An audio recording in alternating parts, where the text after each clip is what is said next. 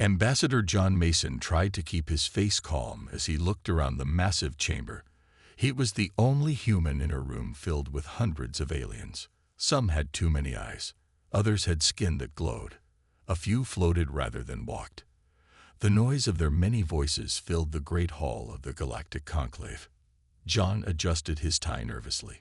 15 years ago, humans had built their first faster-than-light ship.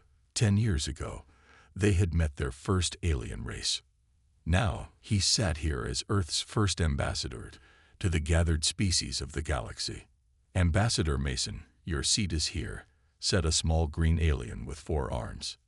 "The meeting will start soon." John nodded and took his place.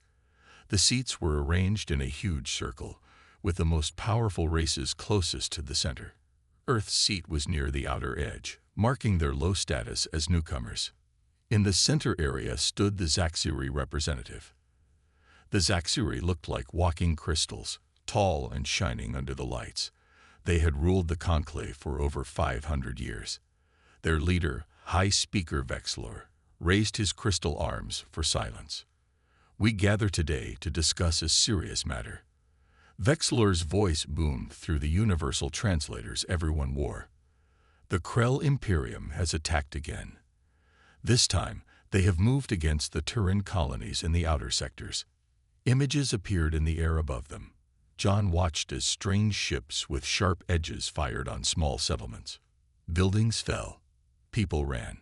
The Turin looked almost like deer with hands, and they had no weapons at all. "This is the third such attack in the past year," Vexlor continued. "We must decide on our response."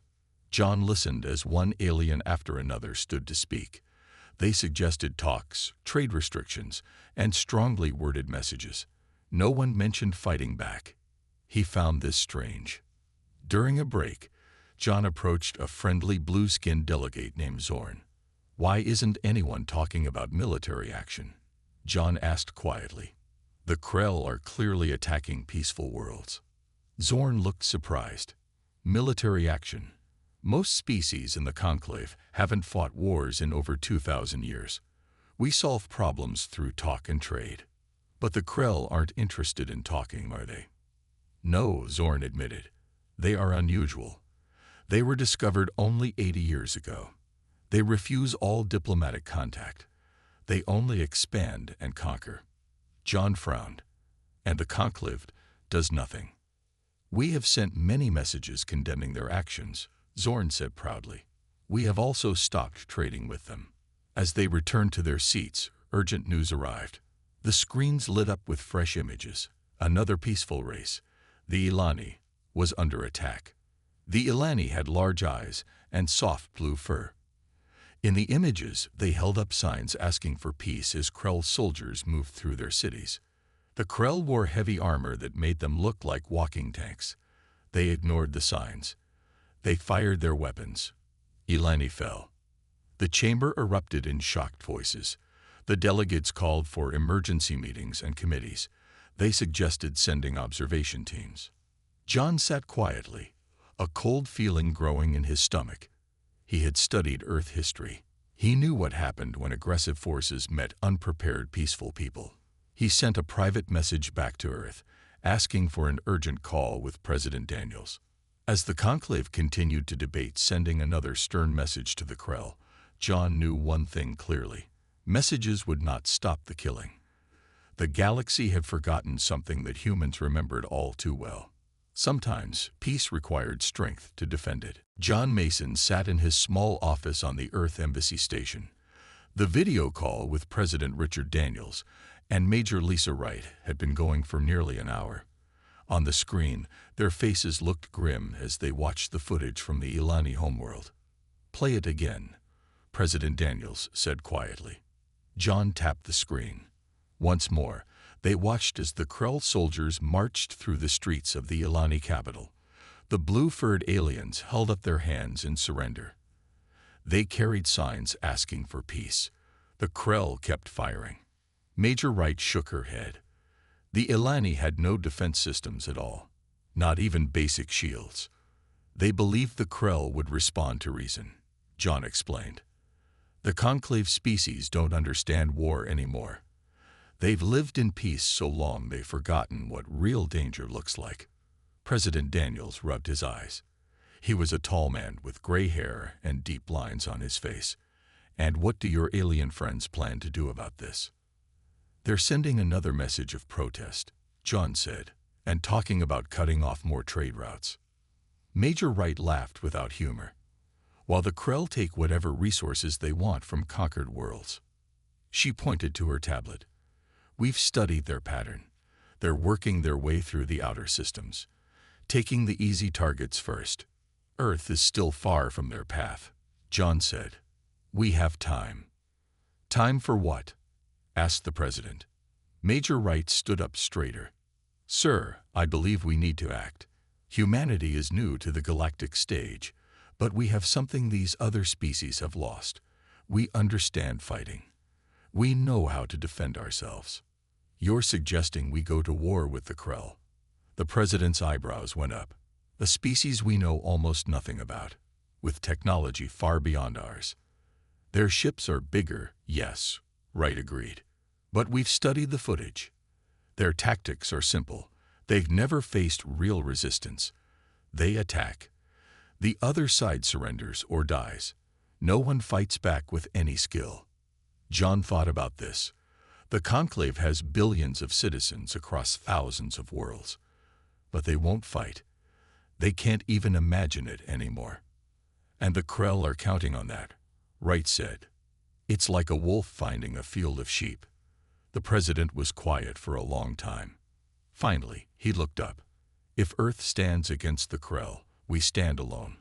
The Conclave won't help us fight. They might not fight, John said slowly, but they have resources, technology, knowledge. If they see someone willing to protect them, they might support us in other ways, the president finished his thought. Major Wright nodded firmly. Better to face the Krell now, on our terms, than wait until they're at our doorstep. President Daniels stood up from his desk. His face showed his decision was made. Ambassador Mason, I'm sending you new instructions. Return to the Conclave with our formal response to the Krell situation. 2 days later, John walked back into the great chamber of the Galactic Conclave. The aliens were still talking, their voices rising and falling as they debated sending yet another diplomatic message to the Krell. John walked past his assigned seat. He kept walking until he reached the central speaking area. This was not allowed for a minor species representative. Several aliens gasped. High Speaker Vexler's crystal form glittered as he turned toward John. Ambassador Mason, you are out of order. Return to your seat at once. John shook his head. I come with an official message from Earth. He tapped his translator so all could hear. The United Alliance of Earth has listened to your words and studied your histories. We have learned much from your peaceful ways. The room grew quieter as he continued. But there are times when peace cannot defend itself against those who only understand force. John took a deep breath and delivered the words that would change the galaxy forever. As of this moment, the United Alliance of Earth formally declares war on the Krell Imperium. The room went completely silent. The silence in the conclave chamber lasted only seconds before chaos erupted. Hundreds of alien voices shouted at once. Some stood up in anger. Others moved away from John as if he carried a disease. High Speaker Vexler raised his crystal arms. Silence, he commanded, and the room quieted. He turned to John, his faceted eyes reflecting the light. Ambassador Mason, war is not declared in these chambers. The conclave exists to prevent such primitive actions. John stood his ground. With respect, High Speaker, while you debate, innocent people die. Earth will not stand by and watch. You cannot possibly hope to defeat the Krell, Vexler said. Their ships are more advanced. Their numbers far greater. John nodded. Perhaps, but humans have a long history of facing bad odds. As John left the chamber, many aliens moved aside, watching him with new eyes. Some with fear, others with something that looked almost like hope. Back on Earth, preparation for war moved quickly. President Daniels declared a state of emergency, and factories switched from making civilian ships to military vessels. Commander Olivia Bennett walked through the busy shipyard in Houston. Workers moved everywhere, welding metal and installing systems. The air smelled of hot metal and determination. "We've added the new shield generators to all ships," said Chief Engineer Alan Garcia, walking beside her. He was a short man with clever hands and bright eyes. "They're not fancy, but they'll take more hits than the Krell will expect." Olivia nodded. "How many ships will be ready in 2 weeks?" 20 battleships and 50 smaller attack vessels," Alan said. "Not much against the Krell fleet, but they're faster than anything the Krell have. And our weapons pack a punch." "We don't need to beat their whole fleet," Olivia said. "Just hurt them enough that they think twice about their next conquest." In training rooms across Earth, soldiers learned about the Krell. They studied the few battle videos available, looking for weaknesses. "They always attack in straight lines," Major Wright explained to a room full of ship captains. "They've never needed to be clever. No one fights back with skill." "They're bullies," one captain said. "And bullies don't know what to do when someone stands up to them." In space, John worked hard to build support among the conclave species. Most wouldn't fight, but some began to offer help in other ways. The Zaxiri, though officially neutral, allowed Earth ships to use their jump gates for faster travel. The Tyran, with their advanced sensor technology, shared detailed maps of Krell territory. Not everyone supported Earth's actions. Some species feared the Krell would attack them in revenge. Others worried the humans might become as dangerous as the Krell if they won. 3 weeks after Earth's declaration of war, High Speaker Vexlor requested a private meeting with John. They met in a small room with a view of the stars. The crystal alien seemed troubled. "The Krell have conquered another world," Vexlor said. "The Mithrans surrendered immediately, hoping to be spared. They were not." John felt a cold anger. All the more reason for someone to stop them. "Your ships are gathering near the Proxima sector," Vexlor said. It wasn't a question. "We believe the Krell will attack there next," John explained. "We plan to surprise them." Vexlor's crystal body glittered as he turned to face John directly. "You have 100 ships. The Krell have thousands. We have something more important than numbers," John said. "We have a reason to fight, and we have something the Krell have never faced." "What is that?" Vexlor asked. "The human ability to adapt," John replied. "We've spent our history fighting each other. Now we'll use those skills to protect others." As Vexlor left, he paused at the door. "The Conclave has known peace for 2,000 years because of our rules against violence. If you succeed against the Krell, I fear what that will mean for our future." John looked at the stars. "Sometimes, High Speaker, the only way to preserve peace is to be ready for war." Captain Sam Russell stood on the bridge of the U.S. Defiant. The ship hummed with energy as it moved silently through space. Around it, 20 other human ships followed in tight formation. They had been hiding behind a large moon for 6 hours, waiting. "Sensors show 5 Krell ships approaching Proxima Delta," said Officer Jack Hill from his station. "Standard attack pattern. They're not expecting any resistance." Sam nodded. Proxima Delta was a small mining colony. The people there had no weapons, no defenses, just like all the other easy targets the Krell had conquered. "All ships report ready, Captain," said Communications Officer Nina Patel. Sam took a deep breath. This would be humanity's first battle against an alien force. Everything they had learned about war throughout their bloody history had prepared them for this moment. "Send the signal," he ordered. "Operation Surprise begins now." The human ships powered up and moved out from their hiding place. They split into 3 groups, approaching the much larger Krell vessels from different angles. "They've spotted us," Jack reported. "Krell ships are turning to engage." The Krell ships were massive, dark shapes against the stars. Each one was 3 times the size of the Defiant. Their weapons began to glow, preparing to fire. "They're charging weapons but not raising shields," Nina said, surprise in her voice. They don't think we're a threat. Sam smiled grimly. They're about to learn differently. All ships, execute Attack Plan Alpha. The human vessels suddenly accelerated, moving much faster than the Krell expected. Instead of attacking head-on, they darted around the larger ships like wasps around bears. Target their engine sections and communication arrays, Sam ordered. Don't waste firepower on their main hulls. The Defiant swooped under a Krell ship, firing precisely at the exposed engines. The other human ships did the same, each striking where the Krell were weakest. 2 Krell ships lost power and began to drift. A third spun in circles, its navigation systems damaged. Krell ships are trying to coordinate, Nina reported. They seem confused by our tactics. They're used to enemies who either surrender immediately or fight directly until destroyed. They've never faced humans before, Sam said. We've spent thousands of years perfecting the art of fighting smarter, not harder. A Krell energy beam grazed the Defiant, making the ship shudder. Shields holding at 80%, Jack reported. They're finally taking us seriously. Time for Phase 2, Sam said. All ships, deploy packages and prepare to withdraw. Each human ship released small objects before pulling away from the battle. The Krell ships, now fully alert, began pursuit. Krell vessels following as expected, Nina said.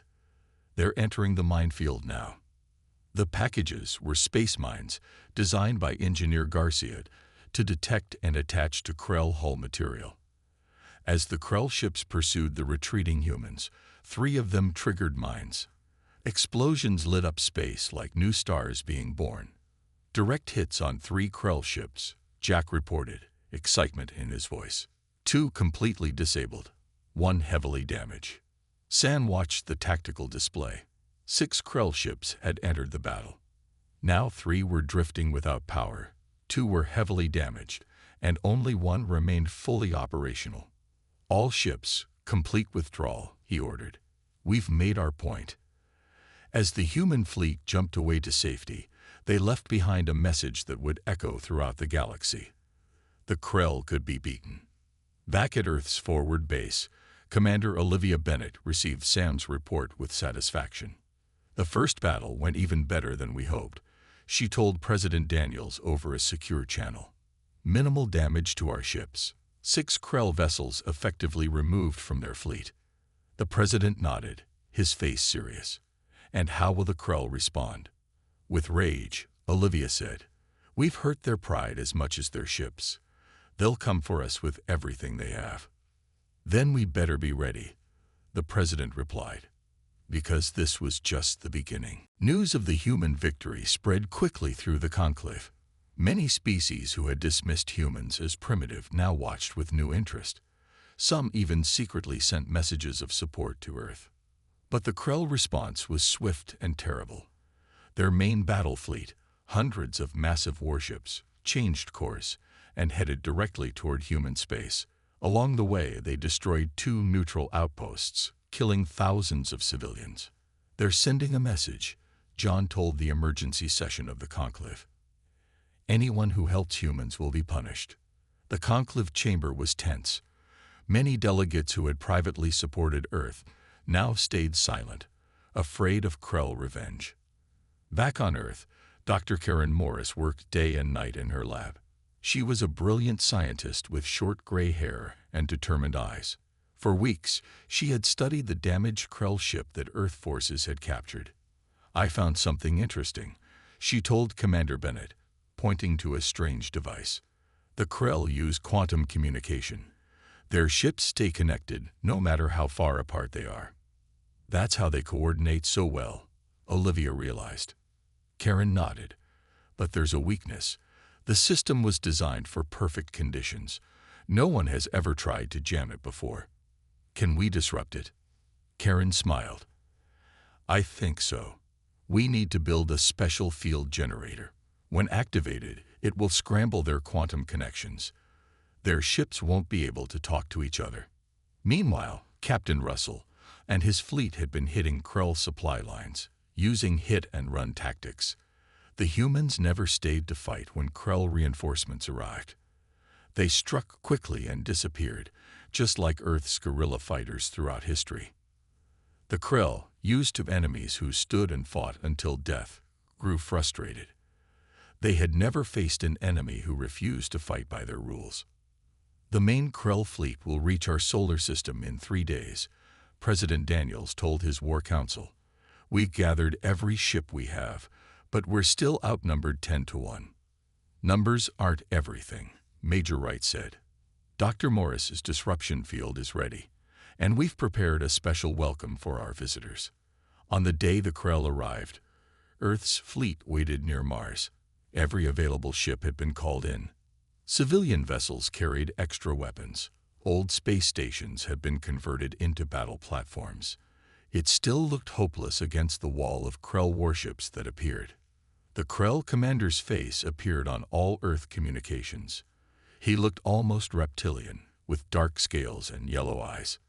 "Humans," he hissed through the translator. "You have defied the Krell Imperium. Surrender now and your deaths will be quick." President Daniels stood tall as he responded.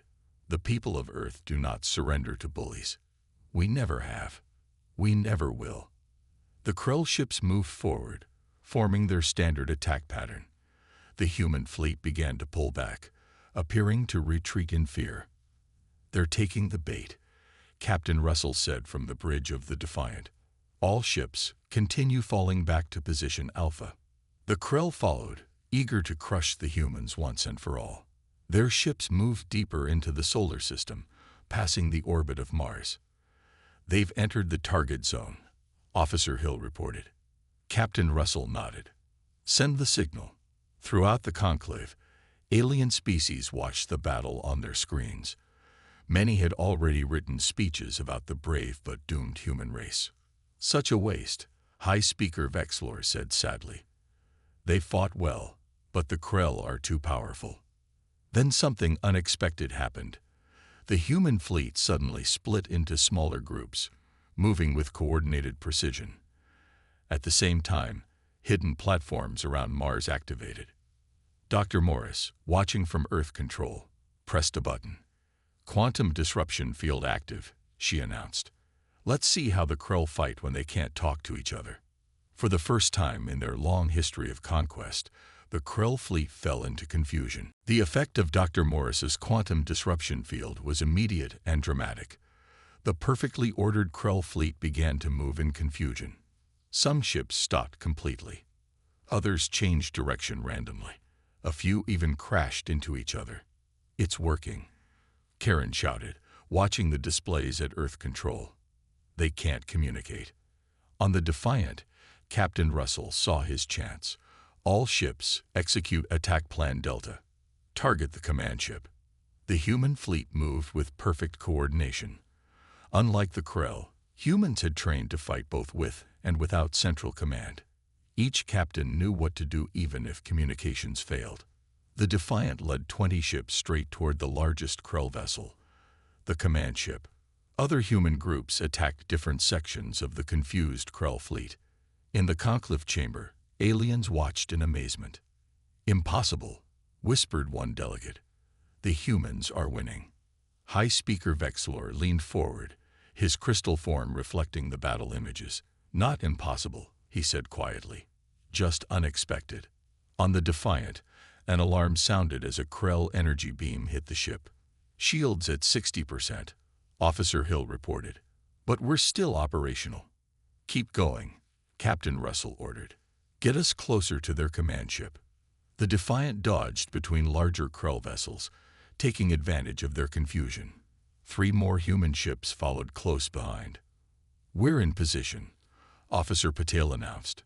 "Boarding teams ready." Russell nodded. This was the most dangerous part of the plan. Launch boarding pods.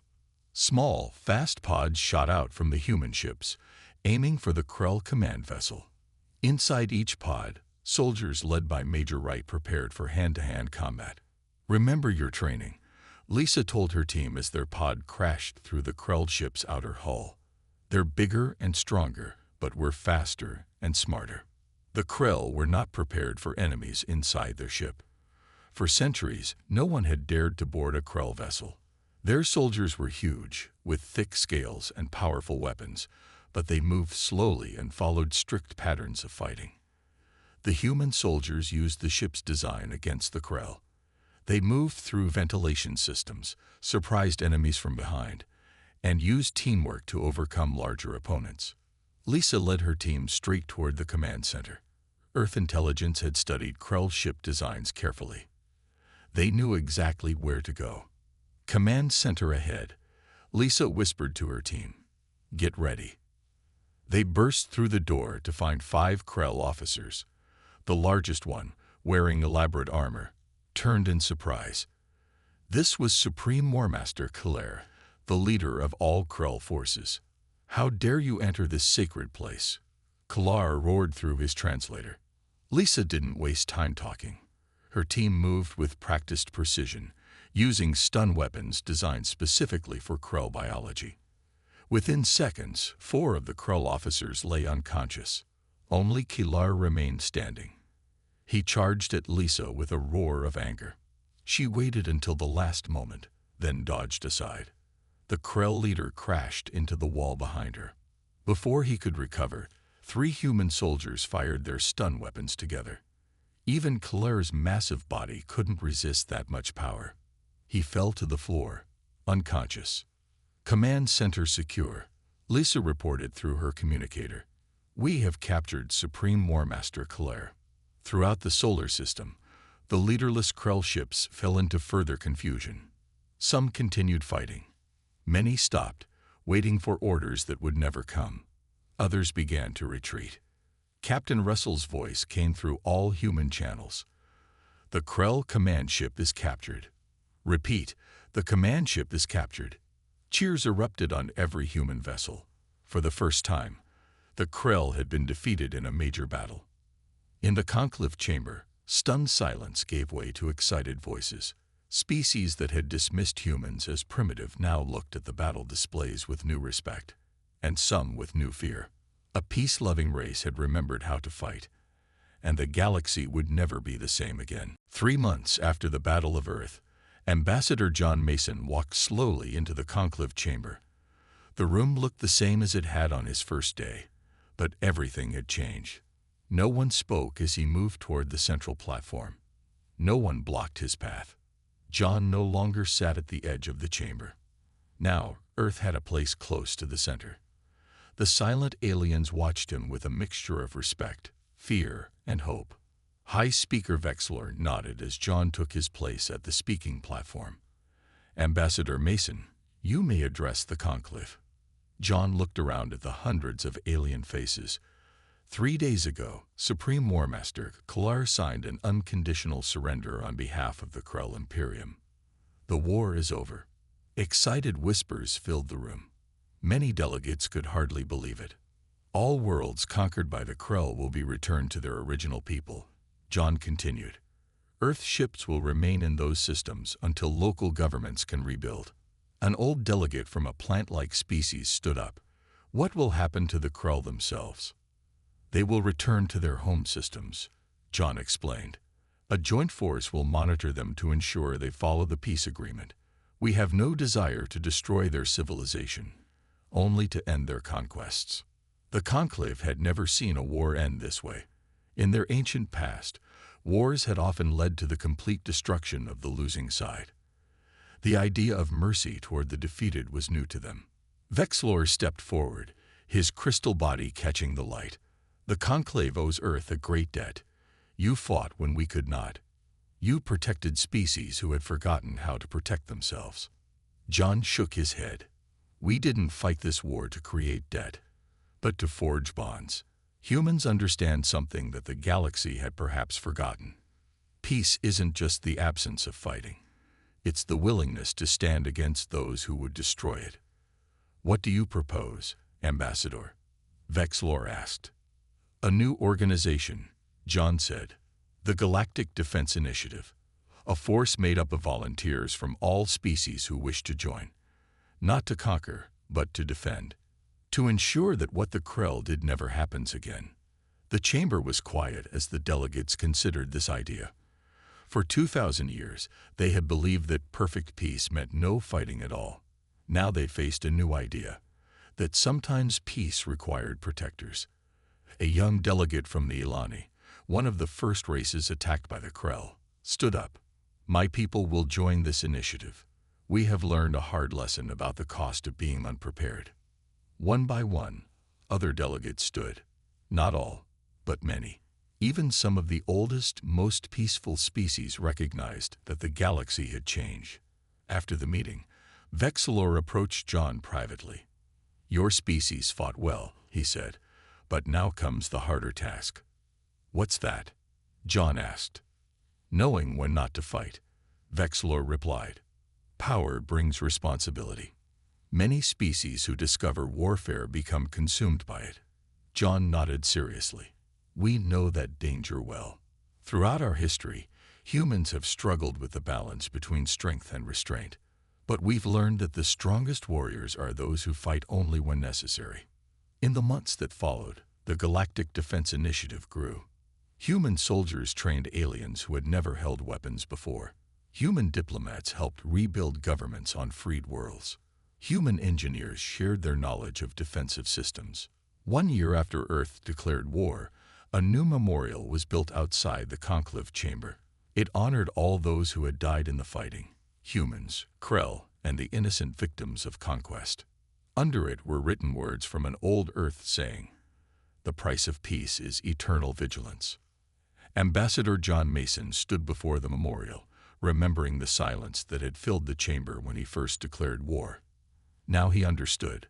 Sometimes the bravest thing is not to fight, but sometimes the bravest thing is to stand up when no one else will. The room had gone silent when a human declared war. Now the galaxy listened when humans spoke of peace.